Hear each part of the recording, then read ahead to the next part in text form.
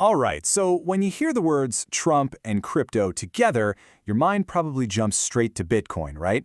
It makes sense. But what if that's not the real story? What if we're all looking at the shiny object while the real plan has nothing to do with helping Bitcoin and everything to do with something much, much bigger?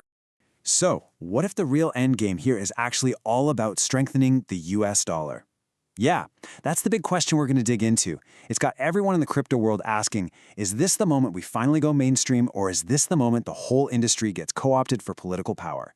Let's start laying out the pieces. Okay, so before we can even get to the crypto part of this, we have to talk about the motivation. And to do that, we need to zoom out and look at a huge looming problem for the United States, the health of the US dollar. So you look at this chart, and your first thought is probably, okay, 56%. The dollar is still king. I mean, it's more than double the euro. Seems pretty solid. But here's the thing. That number doesn't tell the whole story. The real story is the trend. And for years, that number has been slowly but surely ticking down. The truth is, confidence in the dollar has been taking a hit. All around the world, central banks, big investors, you name it, they're all starting to hedge their bets. It's a process called de-dollarization, and it's a huge deal. It threatens what's called America's exorbitant privilege, basically our ability to print money and borrow like crazy. If you're sitting in the White House, this isn't just a small problem, this is a full-blown five-alarm fire for American power. All right, so if that's the giant problem hanging over everything, what's the solution? Well, the idea seems to be, if you can't beat them, join them, but on your own terms. The plan?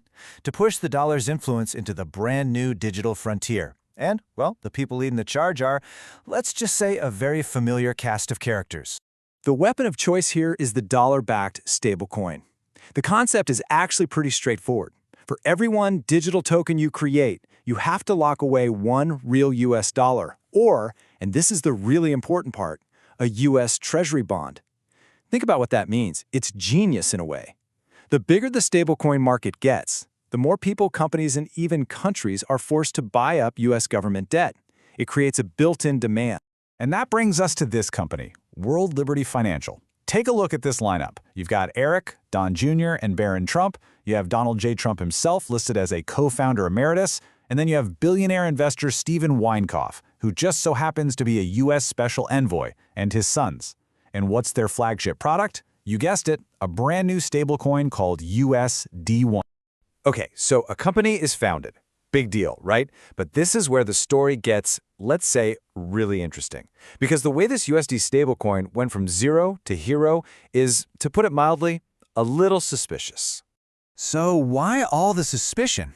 It all comes down to this number, $2.7 billion. That's the market cap USD1 hit in under 3 months.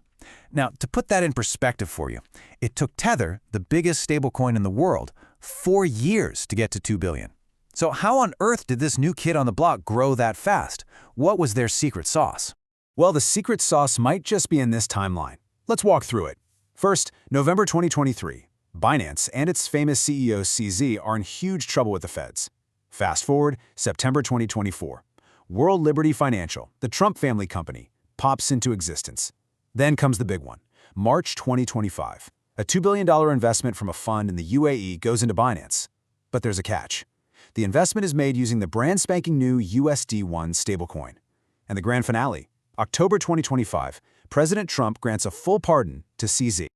Yeah, as you can probably guess, that sequence of events didn't exactly go unnoticed. It set off alarm bells all over Washington.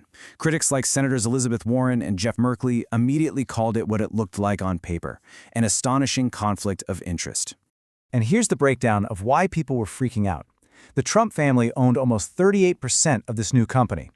That $2 billion deal using their token, it instantly created a money-making machine that could be funneling tens of millions of dollars a year directly into their pockets. The accusation became pretty simple. Was a presidential pardon traded for a business deal that made the president's family rich? And on top of that, you have this UAE-based fund right in the middle of it, raising all sorts of flags about foreign influence. But, this story is so much bigger than just one deal, as shady as it might look, because this whole strategy was then baked into actual U.S. law. They built a system designed to basically control the entire stablecoin universe.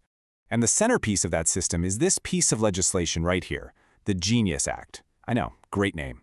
It was passed in July 2025, and on the surface, its goal was simple: to create a clear rulebook for anyone wanting to issue stablecoins in the US. But the way it works is what's really fascinating. It basically builds a walled garden. Step 1. Only licensed U.S. banks and financial firms can create these stablecoins. Step 2. Every single digital dollar has to be backed one-to-one by actual dollars, or more importantly, short-term U.S. Treasury bonds. And Step 3. Even if you're a foreign company, if you want to play in this market, you have to register and follow our rules. So what's the endgame? The entire, massive, global stablecoin market becomes a captive customer for U.S. debt. It's pretty clever. And don't underestimate the size of this prize. We're not talking about small potatoes here.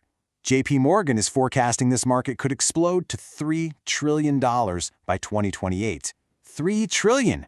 And with a law like the Genius Act in place, a massive chunk of that growth automatically turns into new buyers for U.S. bonds. And look, if you think we're just connecting dots that aren't there, they weren't exactly hiding the ball. Here's a direct quote from the Treasury Secretary at the time, Scott Bessent. He said it, plain as day, this whole thing is designed to reinforce the dollar's status as the world's reserved currency. They literally said the quiet part out loud.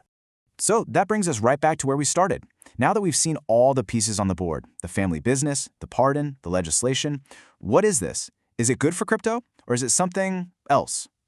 You can really look at this as two sides of the same coin. On one side, you have the argument for adoption. Proponents will say, hey, we finally have clear rules. This gives crypto legitimacy it's never had before, and it protects everyday investors. That's a powerful argument. But then you flip the coin, and you get the case for capture. And this side says, wait a minute, this completely betrays the entire point of crypto, decentralization. This is just hijacking a new technology to prop up the old system and enrich powerful people. And this is where you get this huge identity crisis for the true believers in crypto, right? The original cypherpunks. These are the people who got into this space because it was supposed to be separate from governments and banks. It was supposed to be independent. And now they're watching as the entire industry's future is being shaped by politicians and billionaires. For a lot of them, this feels like a total betrayal. It's just not what they signed up for. So I'll leave you with this to chew on. When politicians start launching their own crypto tokens and governments start hoarding Bitcoin, have we lost the plot? Is this the moment the crypto rebellion died? Or is this just what happens when a disruptive idea finally gets big enough to matter? It's a messy, complicated question, and honestly, the entire future of this space might depend on the answer.